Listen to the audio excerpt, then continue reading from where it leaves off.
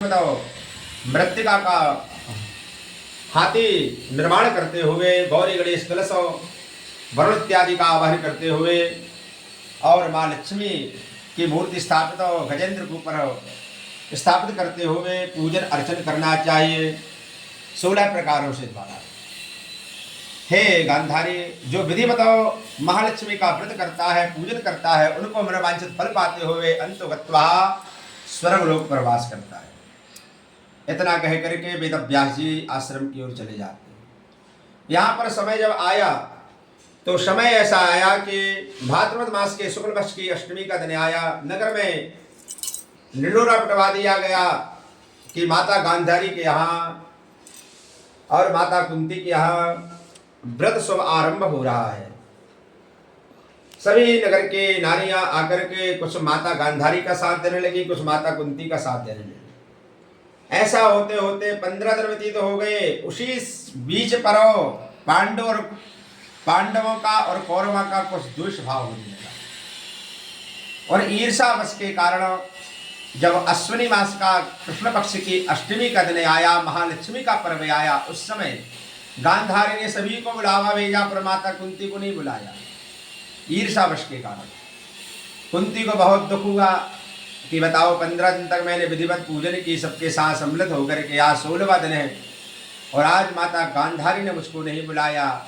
इस प्रकार से दुखित रहने लगी। पांडु कुमार अर्जुन आए। पांडु कुमार अर्जुन ने प्रणाम किया कुंती मैया को और बोल पड़े, कहने लगे कि हे मैया, क्या कारण है, क्यों दुखी हो, कृपा करके बताइए।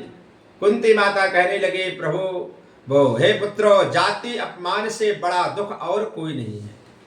सब कुछ सहन हो जाएगा पर जाति अपमान सहन नहीं होगा, क्योंकि अपमान से ही सब कुछ नष्ट हो जाता है। इसलिए आज तुम्हारी बड़ी माँ गांधारी ने सभी को बुलावा न्योता भेजा है पर हमको नहीं न्योता भेजा। क्यों? क्योंकि आप लोगों की ईर्षा भाव के कारण।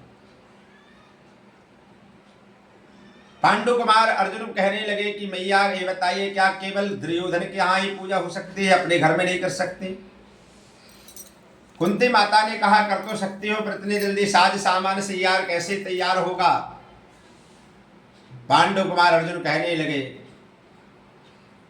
अरे दुर्योधन तो मिट्टी का हाथी बना रहा है, हे मैया मैं तेरे सामने साक्षात इंद्र का ऐरावत खड़ा कर दूंगा, तुम पूजन की तैयारी करो। यहाँ माता पूजन की तैयारी करने लगी। नगर में ढिंडोरा पिटवा दिया कि माता कुंती के यहाँ साक्षात इंद्र का ऐरावत हाथी पूजा जाएगा। सब नारियां गांधारी का महल छोड़ करके सब पूजन की थाली लेकर के और कुंती के महल पर आने लगी। इतनी भीड़ जमा हो गई, पैर रखने के लिए जगह नहीं बची। और यहाँ पर पत्र लिखा इंद्र के प्रति ऐरावत उतारने के लिए स्वर्गलोक से पृथ्वी पर पत्र को पढ़ा। आश्चर्य में पड़ गया इंद्र ने कहा, कैसे भेजूं, इसका उत्तर दो। तब अर्जुन ने बाणों का रास्ता बनाते हुए उत्तर दिया। मातल सारथी को बुलवा करके सुंदर अनेक अनेक आभूषण द्वारा ऐरावत को सजाया गया। घुंघ और पैरों पर घुंघरू बांधे गए, अंबर डाले गए। इस प्रकार से अनेक अनेक प्रकार से अनेक अनेक आभूषणों से सुसज्जित किया गया ऐरावत को। और यहाँ पर सुंदर रंगदार चौक बना करके रेशमी वस्त्र बिछा करके माता कुंती ने ऐरावत हाथी का स्वागत करने के लिए तत्पर खड़ी हुई हैं। पूजन की थाली लेकर के पंडित जी को बुलवा लिया पुरोहित धौम्य द्वारा। और इस प्रकार से शनि शनि आकाश मार्ग से सायंकाल के समय और माता के महले में जो चौक बना हुआ था, चौक पर जो रेशमी वस्त्र बिछा हुआ था, उस वस्त्र के ऊपर ऐरावत हाथी खड़ा हो जाता है। महाराज पुरोहित धौम्य द्वारा स्वस्ति वाचन पुण्य वाचन हुआ। विधिवत 16 प्रकारों से पूजन हुई और पकी पकवान इत्यादि खिलाया गया। हाथी को ऊपर से यमुना जल पिलाया गया और विधिवत पूजन संपन्न हुई। पूजन संपन्न होने के बाद ब्रह्म पंडित जी को संकल्प दिया गया, स्वर्ण है, आभूषण है इत्यादि वस्त्र इत्यादि दान में दिया गया और माँ लक्ष्मी का विसर्जन किया गया और पंडित जी की विदा की गई।